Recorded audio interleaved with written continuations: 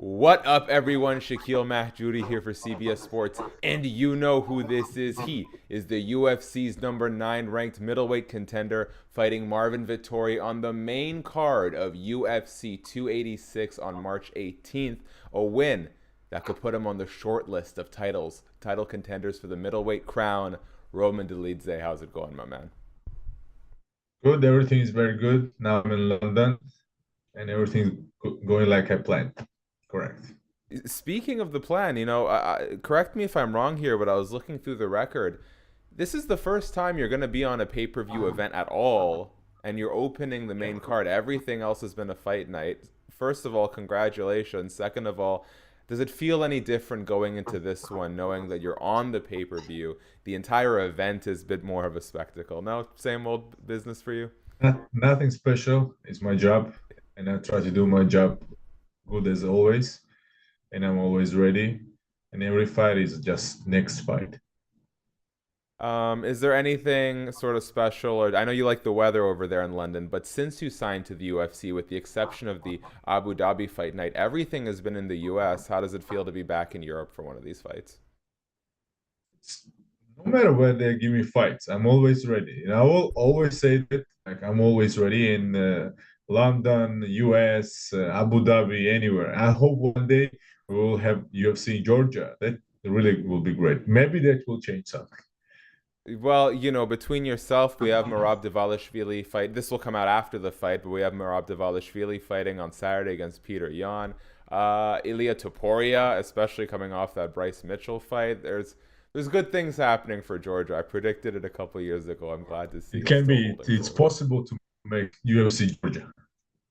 It's absolutely possible. With that attitude, absolutely. I really like how focused you are because no matter what the warm up question is, the focus remains the same. You've got a fight, you've got a job to do. So let's talk about it. Before we talk about the actual fight itself, I'd like to know a little bit about you and Marvin Vettori because obviously you guys are both under Ali Abdelaziz's management, if I'm not mistaken. Ali Yes. has a very tight knit circle, a very close relationship with a lot of his fighters. What's the relationship like between you and Marvin? I know him. He's a good guy. Nothing personal. We are just fighters. We are doing what we need to do. And only good things I can say about him. Even his career, he's a good fighter. And I meet him when I go to Giga, LA. I trained with them, Kings MMA, and good guy, good guy. Bald guy. Now, obviously, it sounds like you and Marvin aren't best friends. I know some fighters don't like to fight people that, like, let's say they train with. For you, if push comes to shove, would you fight anyone in the octagon, no matter how much you work with them? I think this will be hard for me just because I know that person, and maybe I hope there will be the UFC will never offer me someone with whom I'm close, but I don't know how I will react, what I will do, but I hope that UFC will not offer me someone from my gym. Yeah, well, I mean, I was just speaking with Merab Dvalishvili's coach, Ray Longo, and that's sort of something that is on the front of their minds because Aljamain Sterling and Merab are best friends, and Merab's right there for a title shot. So it's a complicated situation. I hope it's nothing you ever have to deal with. Marvin can be a bit of a hothead sometimes. He can let loose on his opponents. He's been very respectful of you, but he did say, quote, in an interview with MMA Junkie, that he thinks Roman is trying to take too big of a step. I just wanted your response to that statement. I never listen no one's interviews because I don't care, and thank you that you tell me. First of all, Apologies, I'm sorry. yeah. No. Yes, I mean, like, thank you that now I know something, something more. Uh, Maybe it's his thoughts. Everybody thought. Let's say like that. In 9 months, that will be my fourth fight. In 9 months. 9 months ago, if you would say to someone that Roman will be top 10 middleweight in the world, no one will listen to you. And everybody will say that, oh, he's like boring fighter and blah, blah, blah.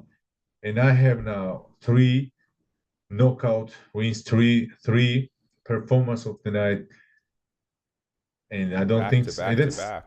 you know what, that's my answer. You know, you can talk whatever you want, but there are things what you can deny because let's do. Only fight will show. When you examine this fight, obviously we don't want to give away too much of the game plan. What is the biggest advantage you possess in the fight, and what's the biggest advantage that Marvin possesses in this fight? I think Marvin is well-rounded. He have also good cardio, experience. First of all, he fought very good opponents, and that's very good for me because I always was asking UFC, give me good fighters with good name. And when I started asking that, UFC started giving me good fighters and better and better and better. Now I have Marvin, probably best opponent what I had before, and I'm glad and grateful that I am facing opponents like this. Like as always, like I always say, this all these guys are good. Just always I was underdog. Last my three fights, what I won three bonuses, knocked them out. I was always underdog, and that's quite normal. And I'm ready. I will work. I will try to show my best, and more important for me is just show Roman Dolidze, and that will be enough. Does it mean anything to you to be an underdog? I know some fighters are very fueled by that. Others take offense to it. When you see that you're the underdog time and time and time Yeah. again, how does that make you feel? Like I told you, I never listen. I never know what's happening in these things. Just someone is telling to me. You know, someone told me that you was underdog, and okay, I said okay, underdog. What does that change? My paycheck change only when I perform good, winning, and especially bonuses are good, and that's only what matters. As And someone who has doesn't to make know nothing. everything that's happening in this sport, I'm very happy that you are able to sort of put on the blinders and focus and not get caught up with all the These craziness. guys are taking this too serious. It's too serious. You know, some of them say, "Oh, we are going to war." When someone's saying things like that, it always makes me fun because these guys doesn't know what war means. If they want, I can show you real war. But this is just part of the game, very important.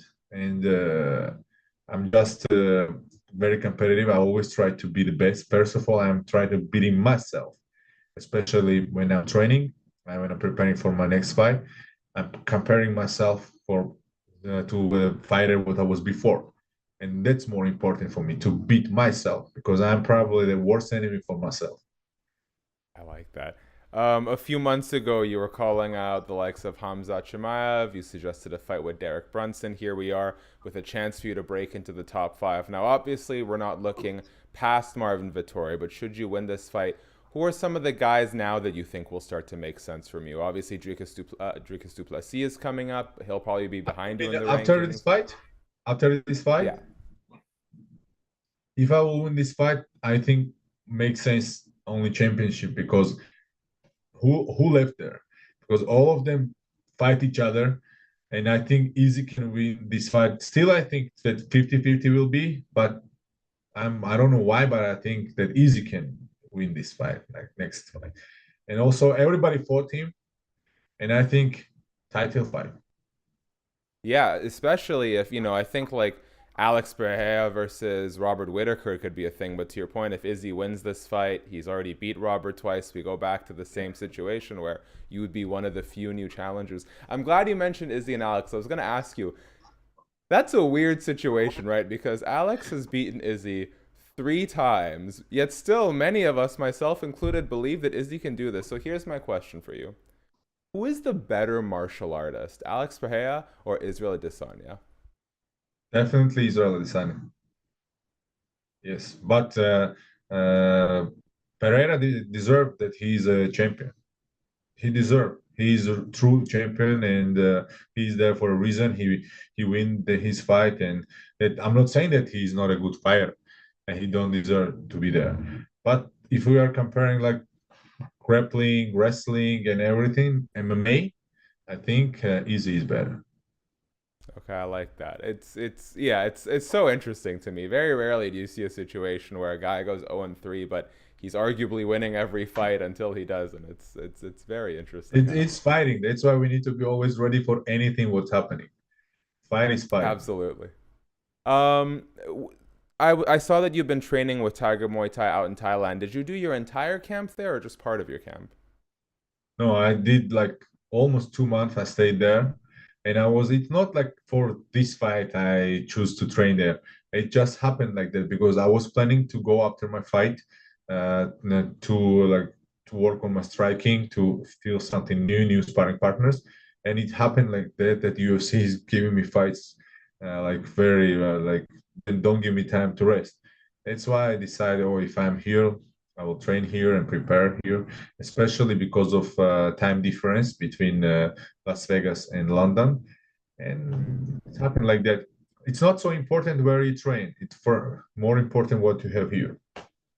Okay, so that kind of leans in perfectly because if I'm not mistaken, you are one of the few Georgian fighters who still lives and trains out of Georgia, correct? Because you have Marab in New York, you have I Giga with I live in Georgia. I live in Georgia. Spend my time if I'm not preparing for fight in Georgia. I have no everything. I try to like move. If I was before living in Ukraine. Now I'm moving everything to Georgia, and like few years I'm only there making my business there. And if I'm not fighting, I'm there. And I hope one day I will have opportunity to prepare there. And now I have like I'm planning also maybe somehow to do that. And I hope next time I will interview you from Georgia. You will I interview love it. me. What's the design? So many times we see fighters move their whole life over to the US, for example. What is it that makes you believe that you can get everything you need in Georgia once you sort of build that structure around you? No, it's not like that. For me, fighting is like very big part of my life. Very big. Everything what I have in my life now I have because of fights. Like I mean like material things. And that's very important for me because fighting giving me these options what I can achieve in my life, not only in fighting, but because of fighting. And also Georgia, my country, my other part of life is also very important. That's why for me it's important to be balanced in fighting and life. That's why I'm in Georgia. The last time we spoke, I think it was a couple years ago, you were living in Ukraine at the time, you had a gym there. What sort of impact did the war have on you? Did you leave Um, before then? Like, can you walk me through no, no, that? no. I already started moving everything to Georgia before war, not because of war. Just I choose. It's my country. I was born and raised in Georgia, and I want to be in my home. But I have their property also. Still have in Ukraine. Of course, it's big impact because I have a lot of friends there.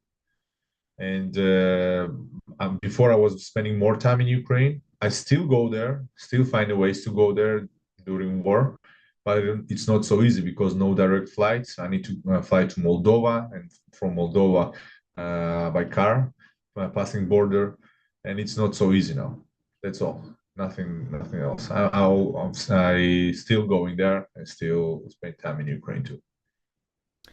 I was reading some of the interview we did, and you were talking about, how tough life was growing up and not having light at times, and sometimes not having access to water, especially coming out of the conflict with Soviet Union. Why is it you love Georgia so much? What about Georgia speaks so fondly to you that makes you want to have that balance? Georgia is not about light and water or material things. Georgia is like where is my heart, where I was born and raised, where is my culture, where are my parents, where are buried my grandfathers, grandmothers, and it's important for me. It's everybody are focusing on fights and everybody see in us fighters. But for me, first of all, I'm Roman Dolidze, and I have my history. History is very important, and fighting is my part. Fighting is creating me, and fighting is helping me in my life. But my other life also important, and my history is also very important. That's why, no matter what happened with Georgia, I will always be there. Georgia is Georgia, but real Georgia, not not Atlanta, Georgia. Not Atlanta, Georgia? A lot of good music that came out of there, though. Good hip hop. I love that sentiment, and it's gonna tie in really nicely because I always like to talk to people at the end of these interviews about them personally, their culture, get away from fighting. So we will get there. The last question before we do, Roman, you started training MMA at 28. That's quite late for a lot of fighters, right? I mean, we kind of talk about the athletic prime being 28 to 32, somewhere in that range. What has been the biggest hurdle for you starting MMA so late? Because if you just look at the success, it's been very successful. It looks like nothing has gone wrong. What was the hardest part about making that transition when you did? There was nothing hard for me. Everything was going very smooth, very easy. I will not creating now fake images and how hard was life and stuff in fighting. No, it wasn't like this. I started MMA 28, 30.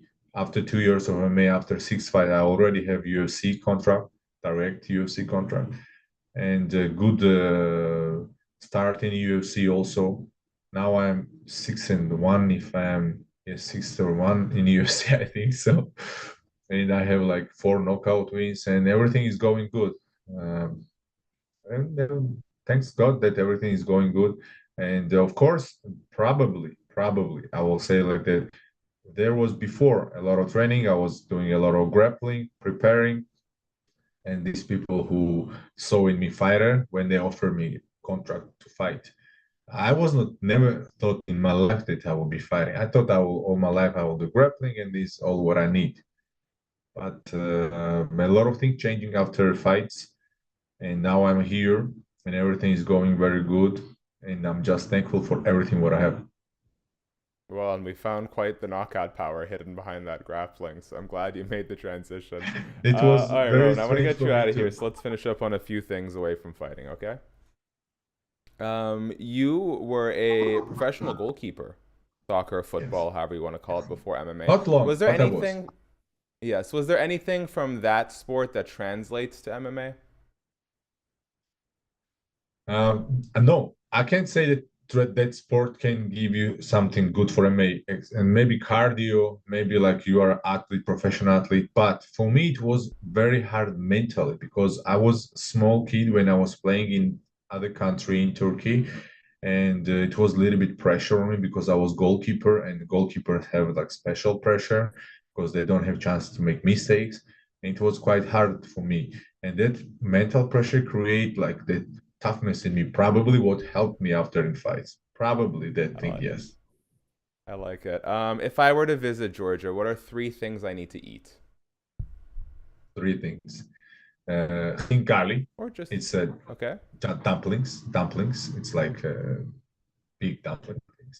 Very good. Khachapuri, it's very good. It's khachapuri. It's like bread cheese, but you need. I'm from Ajara. We have different. Our regions have different khachapuri. You need to try, of course, Ajarian khachapuri. My from my region.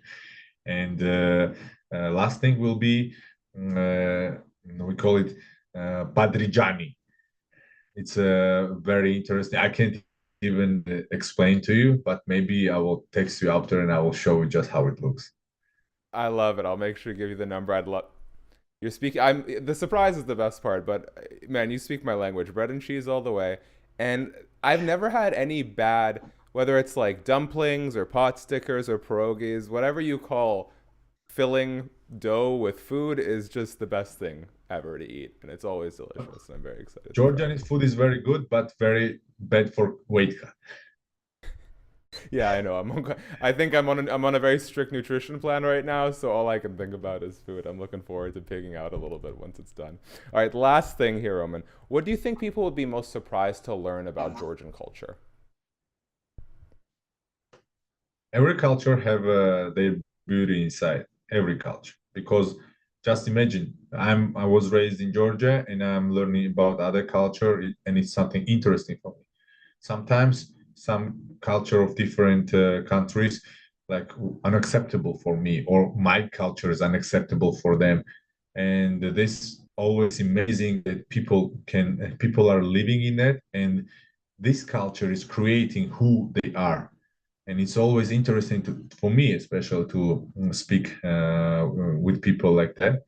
That's why I have friends from around the world, and I think about if we are speaking about Georgia, still till these days we have this feeling that roots are very important.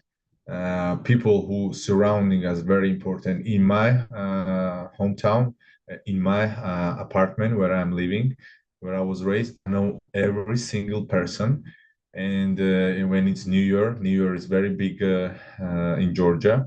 I can go to any of these people houses and they will be happy to see me, not just because it's me.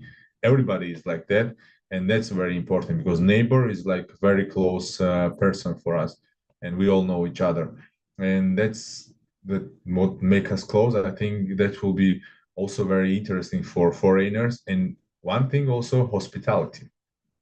In Georgia, we say that guest is from God. That's why you need to treat him like someone who God sent, and that also can for any people maybe will like it. I'm sure they will Love it. like it. I'll My have to friends put like. Georgia high on my tourist list, places I need to go travel soon.